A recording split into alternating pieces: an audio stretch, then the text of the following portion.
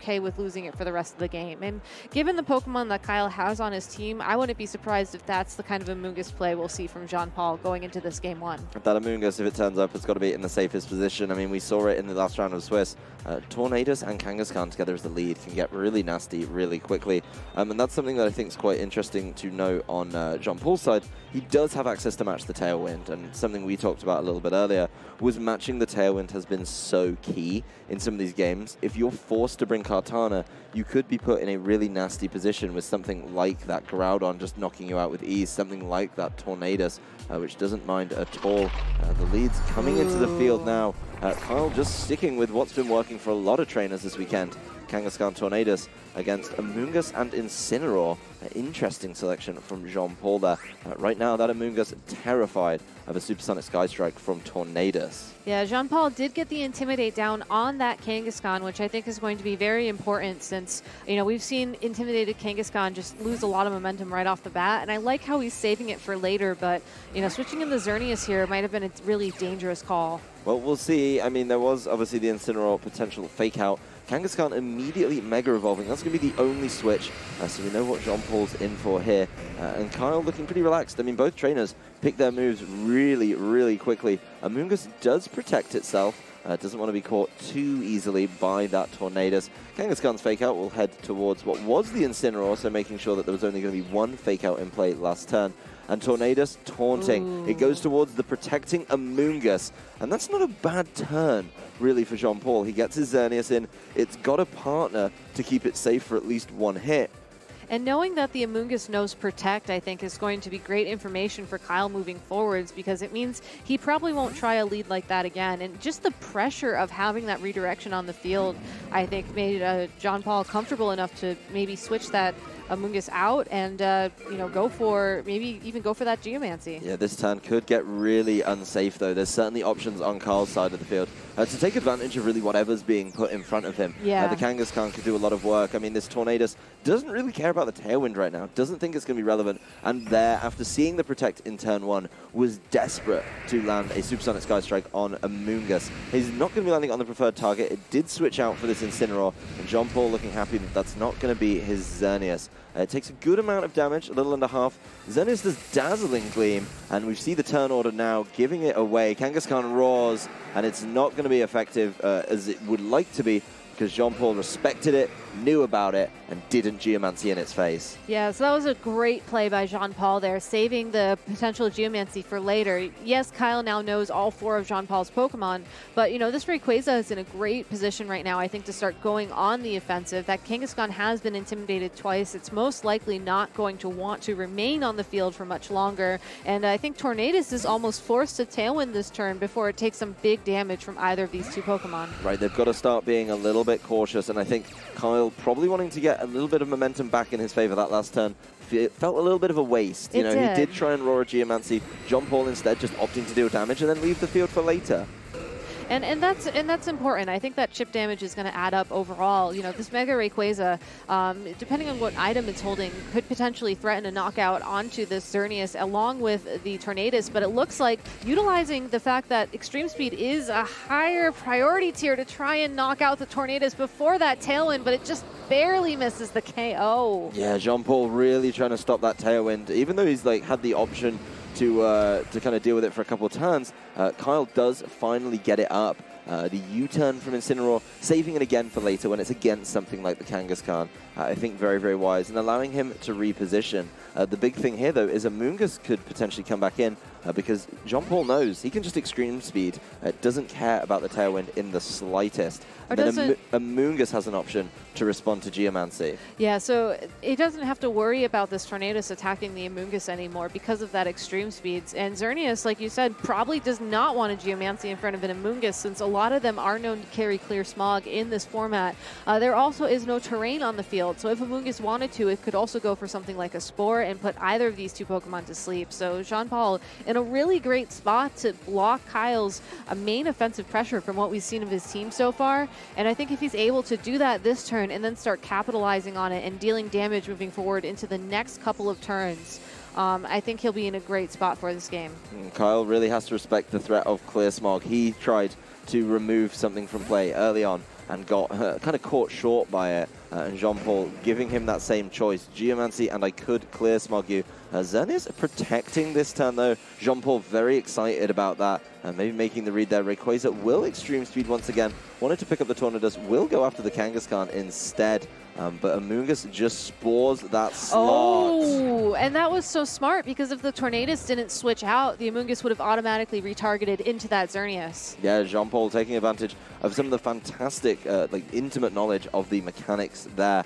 This Kangaskhan asleep isn't going to be doing anything, and now Jean-Paul can start focusing on this Xerneas. I think right now, if you remove Xerneas early on, you're going to be in an interesting position, but no fake-out pressure this turn from Kyle's side of the field means it's going to be an even bigger ask. It's worth calling out the fact that this Xerneas could probably knock out that Rayquaza if it's allowed to target it. We've seen the Life Orb on that Rayquaza, which means it's not bulky enough to survive something like a Moonblast, for example.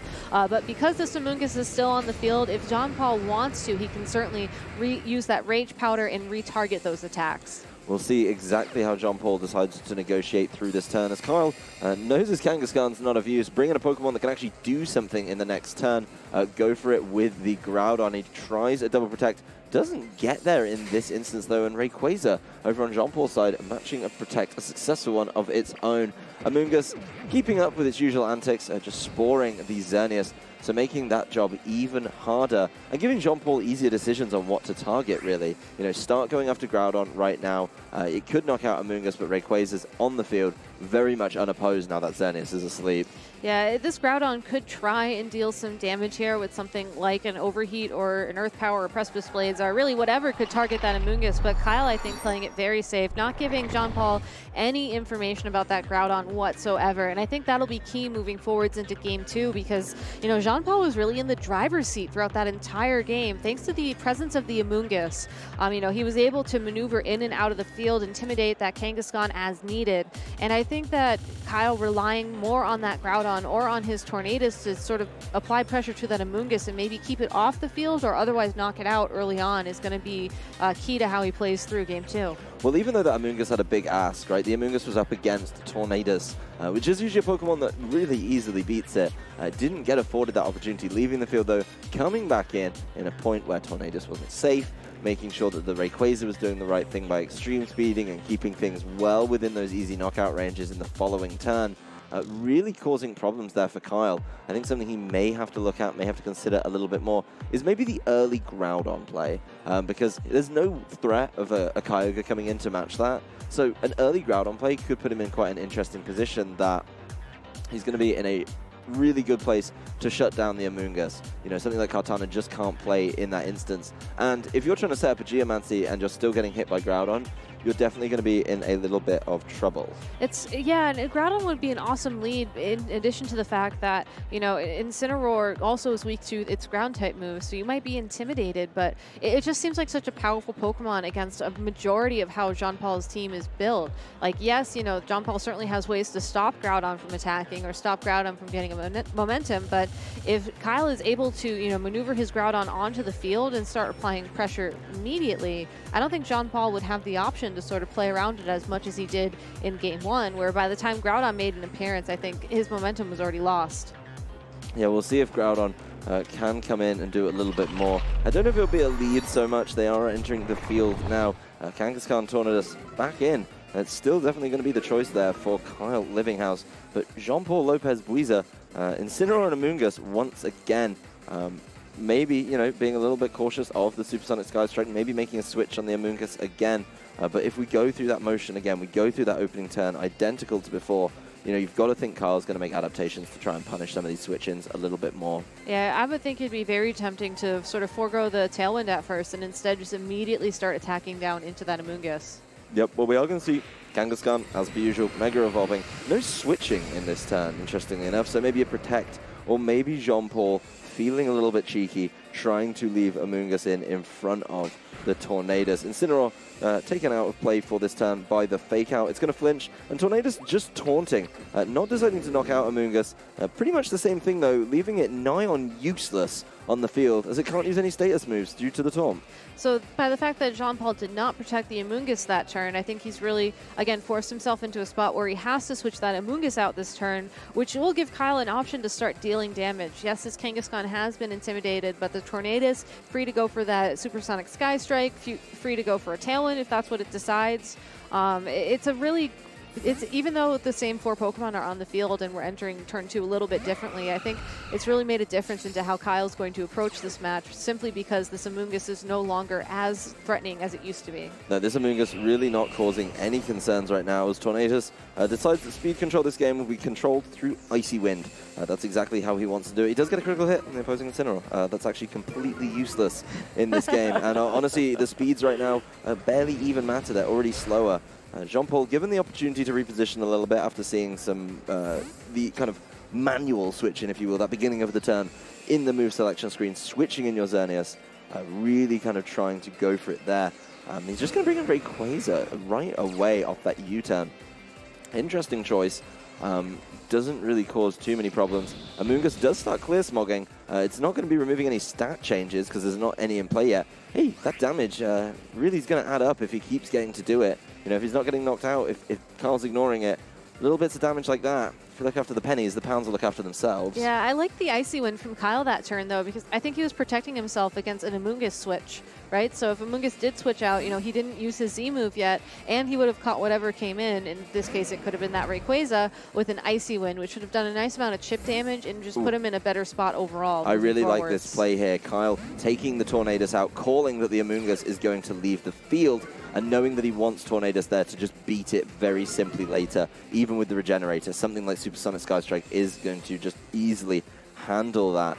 That said, he does bring the Kangaskhan in the face of that Incineroar, the Incineroar coming in after, meaning that, you know, because that's how the turn order works, the slower Pokemon switching out after, does mean the Incineroar lands the Intimidate, and that's going to help a little bit against that Kangaskhan. It's going to help, but Kangaskhan will still have Fake Out available unless this Dragon Ascent connects with it. It's not. It's going to connect with that Xerneas instead. Yep. But it'll certainly give Kyle an opening, and that was a huge Dragon Ascent. Yeah, Kyle not playing it safe there. Kyle just, you know, could have protected his Xerneas right there, then got in that kind of weird Fake Out position.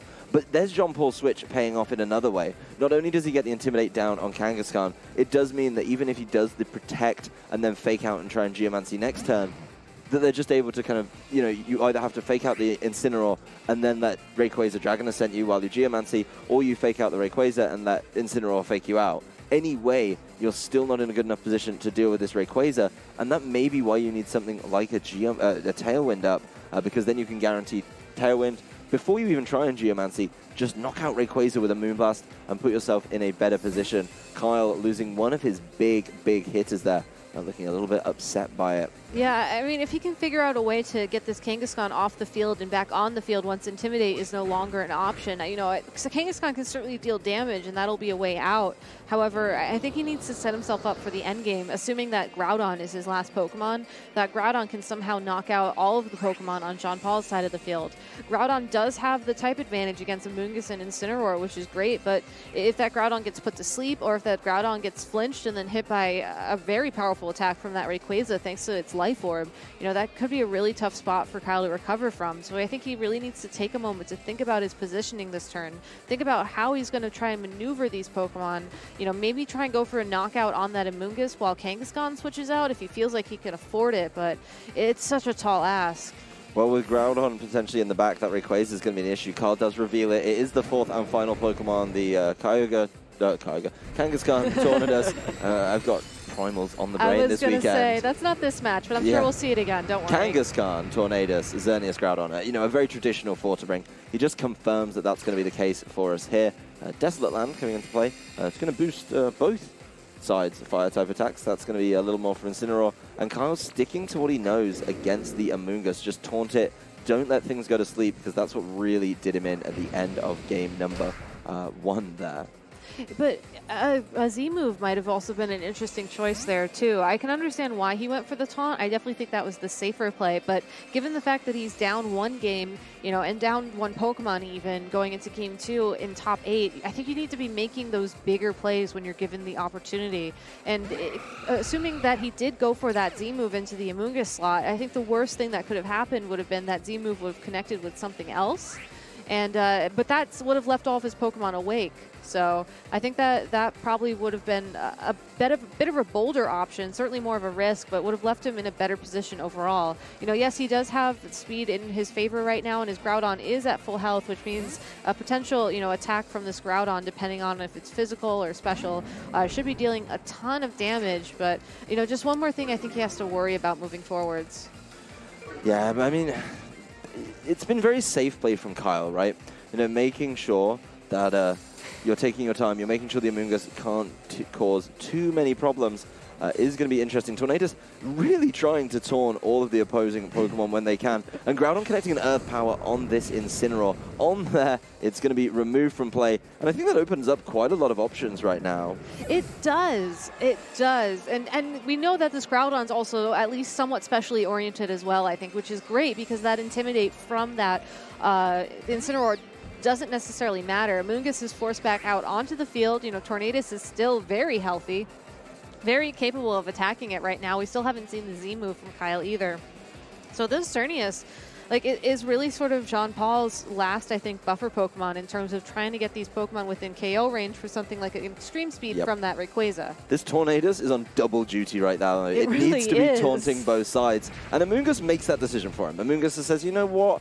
Absolutely not. I'm going to make sure that I draw the attention to me. Kyle reading that so nicely. While the attention's on you, it's the time to Z-move, time to land the Supersonic Sky Strike and just say, hey, look, bye. If you're coming into play, you want to divert attention from your Xerneas, I'm going to make sure that I can hit Xerneas quite comfortably in a second by removing you from play with Supersonic Sky Strike. And Supersonic Sky Strike is such an amazing Z move because Amoonguss is like one of the more painful Pokemon, I think, to battle against in this format right now. Being able to knock it out in one hit is great. And this is going to be a full health eruption from that Groudon into that Xerneas, and it is enough to knock it out. Yeah, good night, Xerneas. As you mentioned, that was really his buffer to try and get things in range for this Rayquaza, and that was the last turn of Tailwind.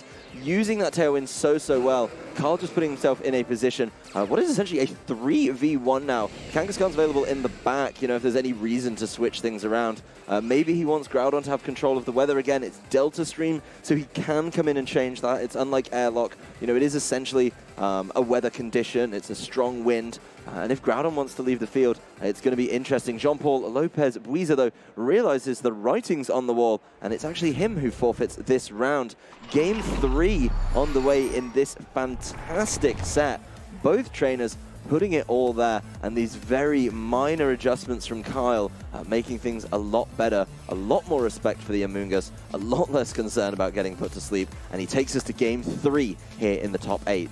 That Groudon, the way he played it in this game, I really liked. You know, we were talking about in between games 1 and 2, you know, maybe he should just play it a bit better. You know, it certainly is one of the bigger threats on his team, and just saving it for the end, I think, worked out really well when he made the adjustment to sort of, you know, respect the threat of the Amoonguss a bit more, protect that Tornadus as a result. The way that everything just came together that match, I think, went perfect for him. He does have to be aware of the fact, though, that I think Jean Paul is going to be anticipating that kind of play going into Game 3. You know, we saw no Pokemon adjustments from either of these trainers going into Game 2, and judging by how fast Jean Paul locked into his Pokemon, I doubt we're going to see an adjustment from him going into Game 3. So I think that he needs to play in a way that'll maybe protect that Amoonguss more, knowing that Kyle's going to be cognizant of that fact and probably trying to protect his Tornadus as well until that Amoonguss is in a position where he can guarantee the knockout with the Z move.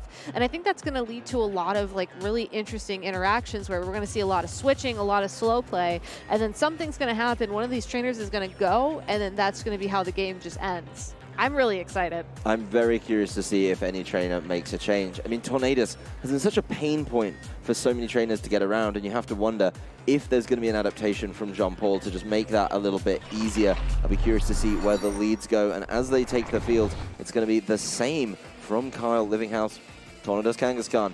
no reason to mix it up. It's been putting in work for multiple trainers this tournament, while Jean-Paul Lopez kind of commits immediately to setting up the Geomancy. It's an interesting one. Of course, you have to be worried in this turn. You know, Amoonguss is still in what I would call a dicey position. Facing down a Tornadus, not going to be easy. But at the same time, you know, if that attention can buy him enough time to set up a Geomancy, he could be in with a winner. Yeah, you might take this turn, you know, protect with that Amoonguss and presumably protect with that Xerneas, stall out that fake out, and then use the Rage Powder and the Geomancy the following turn. Instead, Jean-Paul making a big play and going to be sending in that Incineroar to taunt that Kangaskhan. So just, again, a big adjustment in terms of playstyle, not wanting to leave the Amoonguss on the field across from that Tornadus. And it looks like Kyle will not be switching on his side of the field at all. Instead, immediately going for that Mega Evolution, presumably for a fake out. So it might come down to what and how this Tornadus targets a Pokemon on the field. Well, the Xerneas is going to keep itself safe with the Protect. Not a bad play with the pressure from fake out the following turn available. That fake out from Kangaskhan was heading there. And the Taunt heading towards Incineroar, not going to work. Prankster does not affect the Dark types there. And Incineroar taking that like an absolute champ. A fantastic switch in from Jean-Paul. And this turn, there's no fake out pressure over on Kyle's side of the field. There is fake out pressure on Jean-Paul's side of the field. So maybe the option there to just set up his Geomancy and keep on going. We saw in his Swiss round, precision, precise, and perfect Geomancy boosted Xerneas play was the way to go there. And he may be able to put himself in a good position. Not this turn, though. He is still scared of the Roar, and he's not fallen for it again.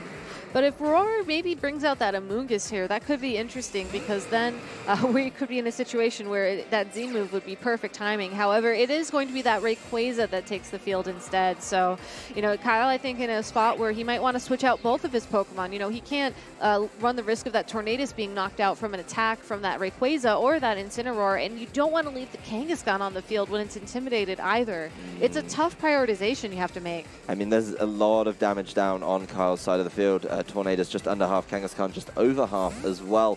So something like Extreme Speed going to be in a good position to start picking up these knockouts. But Jean-Paul with an offensive threat in Rayquaza on the field. Incineroar, you know, not going to be able to do the most work right now, but it may be able to kind of try and help out with the U-turn. Get out of there, save itself later for the Kangaskhan. Once again, though, Kyle tries the Raw play. Jean-Paul, even though he loves his Geomancy boosts, doesn't fall for it, lands the Dazzling Gleam. And this puts this Tornadus in such a treacherous range. We'll see exactly how this one goes. It's going to be enough. No Tailwind this game from Kyle. And as I mentioned at the top of the game, getting rid of Tornadus has been such a pain point for so many trainers over the course of this weekend. And that combination of attacks, really one of the best ways to do it. It is, and now even with the U-turn, Jean-Paul has the opportunity to send in the Amoonguss right now if he's worried about that Xerneas on Kyle's side of the field going for something like a Geomancy. Kyle can send in his Groudon here, assuming that is his last Pokemon, and certainly, you know, remove the Delta Stream, threaten that Amoonguss, and deal some big damage to whatever Pokemon Jean-Paul may switch in. But, you know, I like how he sends in the Kangaskhan here. You know, I think he has to bring that fake-out pressure with it. It's almost as if Geomancy is probably his out at this point. The Groudon can do great amount of damage, but you know that Rayquaza is just so fast. Without that speed control, there's only so much you can do. Well, I think you have to stop the Rayquaza this turn, because otherwise it's got options to deal with Xerneas, right? You can Dragon Ascent into it, you can then follow up with Extreme Speed next turn. But then he has to be concerned as well about Amoonguss. You know, if he does go for it, what's Amoonguss going to deal with? We'll see exactly how Jean-Paul decides to play this one out. Dragon Ascent starting out the turn here. Kyle may be forced to just try and knock out Rayquaza without any boosts and see exactly where he ends up. Xerneas is going to be able to take that hit. It's certainly going to be an interesting one. The defense drops come through. Rayquaza losing some health, but Xerneas is Geomancied, and Kyle knows that's the wrong decision. He needed to deal with Rayquaza this turn. You've let it Dragon Ascent, and it's got access to Extreme Speed for the next turn as well. And even if Kyle were to protect his Xerneas the next turn, Amoonguss can go for a Rage Powder and redirect any attack that Kangaskhan would try to throw at that Rayquaza. Yeah, this Amoonguss is going to buy him so much time. Amoonguss helping out Rayquaza instead of the more traditional Xerneas as we approach the end of this game. It's been so close, but Jean-Paul has just kept things always in range. That Rayquaza doing so much with extreme speed. And that Amoonguss right now saying, Kangaskhan, you cannot do this unless Kangaskhan can knock out the Amoonguss. Even if it does, guess what? He's just going to bring Incineroar in. Yeah, it's a really tough Pokemon, and I really like how this Amoonguss has been played against a team where it normally struggles. I think the way that Kyle's been playing this game out is he's almost saving Groudon as a last resort. And unfortunately for him, I think that's a very sort of risky play, and it's just allowing this Amoonguss to really, you know, threaten him left and right. Well, this Kangaskhan getting the knockout on Rayquaza. There's not going to be any defense then. Amoonguss kind of leaving him to be on his own. Kangaskhan damaged by the recoil, knocked out there as well. But Amoonguss's Spore now will be heading towards that Xerneas. Getting rid of the Rayquaza is big, though. And Amoonguss leaving Rayquaza to fall, certainly an interesting choice by Jean-Paul. Probably feeling pretty confident because the threat of that extreme speed is gone right now. That said, Xerneas is exceptionally low. It did protect in the previous turn. And fake out from Incineroars right there. I think you have to risk the double protect. You risk the double protect. Groudon, now that his Primal reverted, goes for a big attack into the Incineroar or the Amoonguss. Doesn't really matter because neither of them get priority attacks. And assuming that both the Xerneas and the Groudon are around in the turn following this, you just continue to deal that big damage. But, you know, getting protect twice in a row is a risk. You know, it's not guaranteed. It's, you know, less than a 50% chance, unfortunately. So it's really cutting down to the wire again. Just, again, Jean-Paul playing this team so well. I mean, look, that Amoonguss is practically at full health right now. It's crazy. He got it. He got it. He needed it. Fake out was going to deal with him. Otherwise, the double protect, so hype. The crowd outside, absolutely loving it. But the fake out goes towards Groudon. It doesn't matter anyway. And Amoonguss tries to Spore into Xerneas. Kyle looking absolutely relieved. A fake out and Spore into that Groudon would have pretty much caused a huge issue, but Kyle is still very much in this game. So Groudon free to target down either of these Pokemon. Its health is practically at full. Something like an Eruption here would be huge. You know, maybe use Eruption and the Moonblast from that Xerneas to target down the Incineroar, knock out the Amoonguss, and bring it down to a 2 versus 1. Yeah, Jean-Paul spreading his options. Probably not trying to call it. Amoonguss desperately trying to keep itself safe. Of course, the Xerneas is going to be attacking first. Doesn't fall for it. Dazzling Gleam there, catching both Pokemon, Amoonguss and Incineroar, both below half as Groudon Earth powers. Of course, Amoonguss will be dealing with that one, and it takes it with aplomb. Flare Blitz in retaliation from this Incineroar. That'll deal with Xerneas, and Amoonguss moving last. I think we know what move it's going for. It actually used Rage Powder. Yeah. I mean, that would have been an interesting choice for this next move, but, you know, it's tough to say if Jean-Paul needs it or not. Those Flare Blitz from that Incineroar are going to be very boosted. I'm really surprised to have seen that Earth Power from Groudon that last turn. I don't think he was expecting the Rage Powder. I don't think he respected the option of the Rage Powder, and fingers crossed he went for it this turn. Yeah, Carl believes that he can power through this team, though. Eruption will be going off, hitting both Incineroar and Amoonguss. It's very close to full health, but it's not enough to deal with Incineroar. Incineroar's now going to be able to put down some damage, limit the potential of Eruption's output in the next turn, and even worse for Kyle, you hate to see it, Incineroar healing back up, U-turning into this one. A little bit of chip damage on Groudon, it's not that important, but Jean-Paul Lopez Buiza looking like he's potentially about to punch his ticket to the top 4. Kyle needs so much out of this Primal Groudon. There's nothing stopping Jean right now for going for a fake out and then a Geomancy on that Xerneas. Exactly. He's just able to set it up. I mean, Groudon will either protect and let Geomancy go up, or he's going to get faked out, flinch, and let Geomancy go up. So Jean-Paul, once again, every game I've watched him play is all about finding the perfect time to Geomancy. I would say that this is the perfect time. He may try and win the game without it, just double Moonblasting, but that special defense boost will kind of really secure you the game. We'll see if he goes for it. Groudon is going to protect in this instance, so if Jean-Paul has decided to Geomancy here, it's going to be huge. Fake out into the protect. We know exactly what's coming as Xerneas does.